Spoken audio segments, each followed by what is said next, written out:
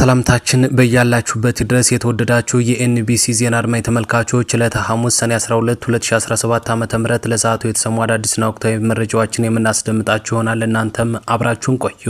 በአማራ ክልል እየተደረገ ባለው ጦርነት የአማራ ፋኖ ኃይሎች አሁን ላይ አፋባ የተሰኘ መታገያና ማታገያ አንድ ወጥ የሆነ ድርጅትን በመመስረት በጋራ ብርቱ ተጋድሎ እያደረጉ ድል ማስመዝገባቸውን አሁንም ቀጥሏል። በትናንትናው ዕለትም ከአገዛዙ ጥምር ኃይል ጋር ውጊያ አድርገው ከጎንደር መተማ የድል ብስራትን አሰምተዋል። የአማራ ፋኖ ብሔራዊ ኃይሎች ልዩ ኦፕሬሽን በመስራት ነው በጎንደር መተማ ከፍተኛ ድል ያስመዘገቡ። እንደ ምንጫችን ገለጻ የአማራ ፋኖ ብሔራዊ ኃይል ጎንደር ቀጠና የመይሰው ካሳ ሁለተኛ ኮር ያጠናዋሴ ክፍለ ጦር 3 ብርጌዶች ባደረጉት ልዩ ወታደራዊ ኦፕሬሽን መተማ ከተማ በመሸገው ያገዛዙ የጦር ሰራዊት ላይ ጥቃት በማድረስ ከፍተኛ ቁጥር ባለው ያገዛዙ የጦር ሰራዊት ላይ ሰብአዊና ቁሳዊ ኪሳራ አድርሰውበታል። በሌላ በኩል ያገዛዙ ኃይል እየተናደ ይገኛል። በትናንትናው 17 የአድማ ብተናና የሚሊሻ አባላት ከነሙሉ ትጥቃቸው ፋኖን ተቀላቀሉ። ገዢው የብልጽግና ቡድን የአማራ ክልልን ጸጥታ ለክልሉ ጸጥታ ኃይል ማስረከብ የሚል ፕሮጀክት ነድፎ የአእምሮ ህሙማንና እድሜያቸው ከ18 ዓመት በታች የሆኑትን ታዳጊዎችን ጨምሮ በርካታ ወጣቶችን ከስራ ገበታቸው ከትምህርት ቤትና ከየመኖሪያ ቤታቸው አፍኖ በመውሰድ የግዳጅ ወታደራዊ ስልጠና መስጠቱን ከዚህ ቀደም ተከታታይ የሆነ ዘገባ በመስራት ለአድማጭ ተመልካቾች ማድረሳችን አይዘነጋም። እነዚህ ታፍነው ወደ ውትድርና ማሰልጠኛ ጣቢያ ተወስደው የጥቂት ሳምንታት የድረስ ስልጠና የተሰጣቸው ታዳጊዎችና ወጣቶች የአድማ ብተና ኃይልን ተቀላቅለው በክልሉ የተለያዩ ዞኖች እንዲመደቡ የተደረገ ቢሆንም ነገር ግን ሳይውሉ ሳያድሩ ከግዳይ ቀጠናቸው በመጥፋት ፋኖን መቀላቀላቸውን ቀጥለዋል።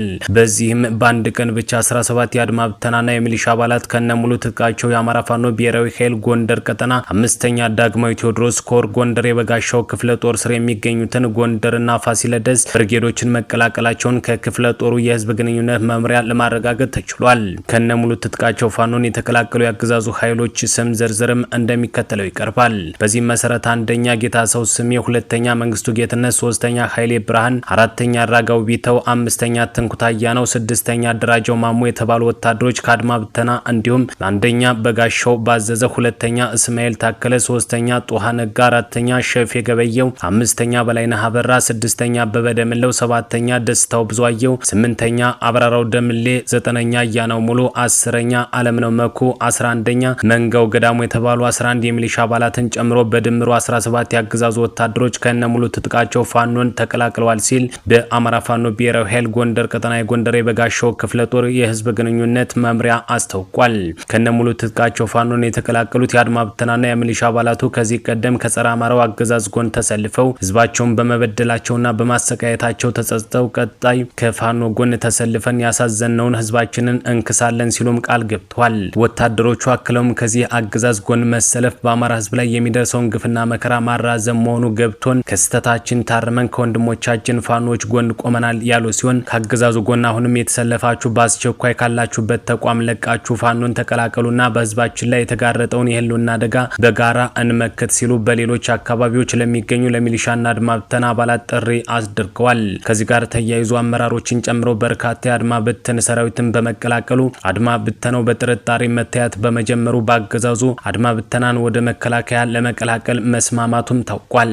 በደቡባዊ ጎንደር አገዛዙ ብልጽግና አድማ ብተናዎችን ወደ መከላከያ ተቋም ተቀላቀሉ በማለቱ የተነሳም አድማ ብተናውን ቢያሻፈረኝ ያሉ ቢሆንም የቁም እስረኛ ስለማድረጉም እየተነገረ ይገኛል። አሁን አገዛዙ አድማ ብተናውን ወደ መከላከያ ለማስገባት እየሰራ ስለመሆኑ መረጃዎች ወጥተዋል። በርካታው አድማ ብተና ማለቀላቀልን በማለቱ ስርዓቱ አንዳንዶቹን ከስራ ገበታቸው እንዳሰናበታቸውም ከራሳቸው ከተሰናበቱ አድማ ብተና አባላት ከነበሩ ሰዎች ለማወቅ ተችሏል። ይህ በእንዲህ እንዳለ ከአማራ ፋኖ ብሔራዊ ኃይል ጎንደር ቀጠና ጥብቅ ማስጠንቀቂያ ተሰጥቷል። ማስጠንቀቂያው የተሰጠው ከአማራ ፋኖ ብሔራዊ ኃይል ጎንደር ቀጠና ሲሆን ማስጠንቀቂያው ባለሀብቱንና የመሬት ባለቤቱን ከርስቱ የመንቀል ተግባር የምትፈጽሙ ባንኮች በአስቸኳይ ከድርጊታችሁ ተቆጠቡ ይላል። ጨምሮ ምንም እንኳን አገዛዙን ከስረ መሰረቱ የማስወገድ ትግላችን ግቡን ሲመታ የወገናችን ሁለንተናዊ ጥያቄዎች ይመለሳሉ ብለን የምናምን ቢሆንም ወገናችን ከርስቱና ከሀብቱ በተጠና መንገድ የመንቀል ዘላቂ ድህነት እንዲወርስ አንዳንድ ባንኮች ያገዛዙ የወንጀል እቅድ አካል ሆነው እያፈናቀሉና እየወረሩ መሆኑን ደርሰንበታል።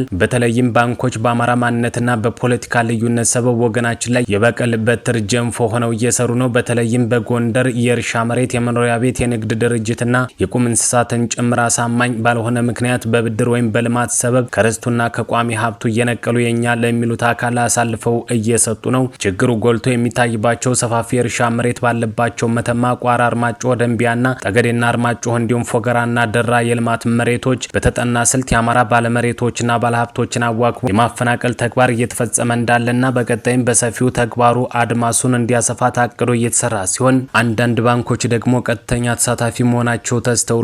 እንዲሁም በከተማ ቋሚ ንብረቶች ወይም የከተማ ቤቶች፣ የንግድ ድርጅቶች፣ ተሽከርካሪዎችና ማሽነሪዎች አምራች ድርጅቶች ባዶ መሬቶችን ጨምሮ በመውረር የአማራን ሕዝብ አስከፊ የድህነት አዘቅት ውስጥ ለመክተት አገዛዙ ሲሰራ የግልና የአገዛዙ አንዳንድ ባንኮች ድርና ማጉናቸው ይህንን ወንጀል ከማስፈጸም እንድትቆጠቡ የአማራ ፋኖ ብሔራዊ ኃይል አፋብኃ ጎንደር ቀጠና ያስጠነቅቃል። ማስጠንቀቂያውን ተላልፎ በተገኘ አካል ላይ ደግሞ አስፈላጊ ሆኖ የተገኘውን እርምጃ ለመውሰድ የአማራ ፋኖ ብሔራዊ ኃይል ጎንደር ቀጠና ይገደዳል ሲል ነው የአማራ ፋኖ ብሔራዊ ኃይል ጎንደር ቀጠና ያስጠነቀቀው። በተመሳሳይ ከወለጋ የጥንቃቄ መረጃ ተሰጥቷል። ከዚህ በፊት የኦሮሚያ ክልል የወረዳ ካቢኔዎች በሙሉ ወደ ስልጠና ካምፕ መወሰዳቸው መዘገባችን የሚታወስ ነው። እነዚህ ግለሰቦች ለ45 ቀናት ወታደራዊና ፖለቲካዊ ስልጠናቸውን አጠናቀው ወደ አካባቢያቸው እየተመለሱ ይገኛሉ። የሆሮ ጉድሩና ምስራቅ ወለጋ ካቢኔዎች ከወለጋ ምድር የታጠቀን አማራ ለማጥፋት ልዩ ተልዕኮ ተሰጥቷቸው ተልዕኳቸውን አንግበው ወደ አካባቢያቸው እየተመለሱ ይገኛል። መጀመሪያ ወጣቱ ወደ ፋኖ እንዳይቀላቀል ወጣቱን እናወያይ በሚል ተልካሻ ምክንያት ወጣቱን ብቻ እየሰበሰቡ ለአገዛዙ አሳልፈው ለመስጠት በነገው ዕለት ምስራቅ ወለጋ ዞን አንገር ጉትን ከተማ አስተዳደር ወጣቱን ብቻ ለይተው በዛቻና ማስፈራሪያ ታጀበ ስብሰባ መጥራታቸውን ተከትሎ ወጣቱ በሙሉ ከተማውን ለቆ እየወጣ መሆኑን የዓይን እማኞች ገልጿል። ይህ ስብሰባ ለነገ አንገር ጉትን ከተማ ይጠራ እንጂ ቅርጽና አካሄዱን እየቀያየረ አማራ የሚበዛባቸው ወረዳዎች እስከ ቀበሌ እንደሚደረግ የውስጥ አዋቂ ምንጫችን ጠቁሟል። በተያያዘ ዜና ሰሞኑን ምስራቅ ወለጋ ዞን ስቡስሬ ወረዳና ጉቶ ጊዳ ወረዳ ማህበረሰባችን ላይ ጥቃት ከፍቶ የነበረው ሸኔና ያገዛዙ ጥምር ኃይል በማህበረሰቡ ርብርብ ተመክቶ ከ26 በላይ ሸኔ መገደሉና ከሟቾች መካከል አንድ የሆነ ከፍተኛ አመራር እንደሚገኝበት የገለጹልን ምንጮቻችን ክፉኛ የተመታው የሆነ ኃይል ሁለተኛ ወረራ ለመፈጸም ከሃሮ ፎላና ሳሲጋ ኃይል እያስጨመረ መሆኑን ምንጫችን አሁን ላይ አክለው ነግረውናል። በመሆኑ መላው የመዳሉና አካባቢው ማህበረሰብ በንቃት አካባቢውን እንዲጠብቅ ነው መልእክቶች የደረሱን። በሸዋ ቀጠና ደግሞ የፋኖ ኃይሎች ያገዛዙን ኃይሎች ስቦ ማስከዳት ግዳጃቸውን በብቃት እየተወጡ ናቸው። የአማራ ፋኖ ብሔራዊ ኃይል በመላው አማራ ስቦ ማስከዳት እየተጠቀመበት ባለው ስልት በሸዋ ቀጠናም ከሰም ክፍለ ጦር ነበልባል ብርጌድን በርካታ ያገዛዙ ሰራዊትን በማስኮብለል እየበታተናቸው ይገኛል። ወደ ምንጃር ሸንኮራ ነበልባል ብርጌድ የወጣው 4 ክፍለ ጦርና 1 ሻለቃ ኮማንዶ ነበልባሎቹ ወደ ውስጥ ስበው በማስገባት ያገዛዙን ሰራዊት ወደ ነበልባል ብርጌድ እንዲቀላቀሉ እያደረገ ይገኛል። የስቦ ማስከዳቱ ስልት በጣም ተጠናክሮ እንደሚቀጥል ደግሞ የአማራ ፋኖ ብሔራዊ ኃይል ከሰም ክፍለ ጦር ነበልባል ብርጌድ ዋና አዛዥ 50 አለቃ ፍቃዱ ጥላሁን ከልክል ያስታውቋል። በመጨረሻም ከአማራ ፋኖ ብሔራዊ ኃይል አፋብኃ ወሎ ቤት አማራ ቀጠና መግለጫ ተሰጥቷል። መግለጫውም የአማራ ህዝብ የገጠመውን የህልውና አደጋ ለመቀልበስ ባለፉት 2 ዓመታት ከፍተኛ ተጋድሎ እያደረገ እንደ ሰው በህይወት የመኖር አደጋ የደቀነበት ኦህዴድ ብልጽግና መሩን አገዛዝ ለመገረሰስ የሞት ሽረት ትግል እያደረገ ይገኛል። በዚህ በጦርነቱ በአውደ ውጊያ በፖለቲካ በሚዲያና በዲፕሎማሲ እንዲኮታኮት የማድረግ አመርቂ ስራ ተሰርቷል፣ እየተሰራም ይገኛል። በአውደ ውጊያው በፖለቲካ በሚዲያና በዲፕሎማሲ የሽንፈት ጽዋ የተከናነበው የብልጽግና አገዛዝ ደግሞ የአማራ ህዝብን የከዱና ከትግል ሜዳ የራቁ ፋኖ መሳዮችን በመሰብሰብ ባይሳካለትም ከላይ በጠቀስናቸው መንገድ ማሸነፍ ያቃተውን የፋኖን ኃይል ፋኖን ከህዝብ መነጠል በመቀጠል ደምሶ ማጥፋት በሚል ስትራቴጂ ነድፎ ከዘረፈው የሀገርና የህዝብ ሀብት ከፍተኛ በጀት መድቦ እየተንቀሳቀሰ መሆኑ ከዚህ በፊት በተደጋጋሚ ስንገልጸው የነበረ እውነት ነው። ከሰሞኑም በመቀሌ ሰማዕታት ሐውልት ስር የአማራ ፋኖ ብሔራዊ ኃይል ምስራቅ አማራ ኮር 2 ዞብላምባ ክፍለ ጦር አባል በሚል የተለቀቀው ምስልኛ ተመልክተናል። እነዚህ ልጆች በመጀመሪያ አሁን ላይ የዚህ የገለጹት አባል አለመሆናቸውንና ትግል ክደው ከወጡ ከአንድ ዓመት በላይ እንደሆናቸው እየገለጽን አገዛዙ በተለይም በጌታቸው ረዳ አማካኝነት በብሔራዊ ቴሌቪዥን ጣቢያ ቀርቦ ማሳካት ያልቻለውን ፕሮፓጋንዳ ትግል ከርተው ወደ አገዛዙ የገቡትን ልጆች በመሰብሰብ ተከታታይነት ያለው ዘመቻ እያካሄደ መሆኑን መግለጽ እንፈልጋለን። ለህዝባችን ማስተላለፍ የምንፈልገው ነገር ደግሞ አገዛዙ በሁሉም ግንባሮች የሽንፈት ጽዋ እየቀመሰ መሆኑን ተረድታችሁ ይህን የደረሰበትን ሽንፈት በፕሮፓጋንዳ ለመቀልበስ እየተራወጠ መሆኑን በመገንዘብ በቀጣይ መሰል ፕሮፓጋንዳዎችን ሊሰራ እንደሚችል ማስተዋስ እንፈልጋለን። ህልውናችን በተባበረ ክንዳችን የአማራ ፋኖ ብሔራዊ ኃይል አፋብኃ ወሎ ቤት አማራ ቀጠና ሲል መግለጫ ሰጥቷል።